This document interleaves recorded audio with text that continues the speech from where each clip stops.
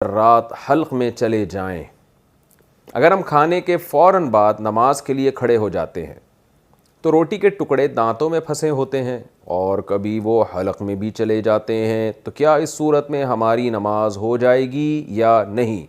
अलमास साहब यूनान से, ये वही अलमास हैं जिन्होंने पिछली दफ़ा भी मसला पूछा था। यूनान से सर्दियों के मसाइल पूछ रहे होते हैं ये।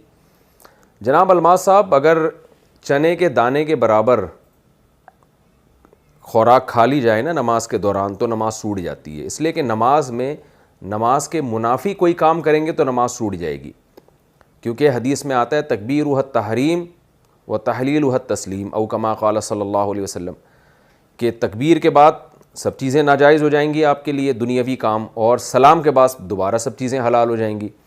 तो नमाज में जैसे ही हम तकबीर तहरीमा कहते हैं, अल्लाहु अकबर कहते हैं, नमाज के अलावा जितनी चीज़ें सब नाजायज़।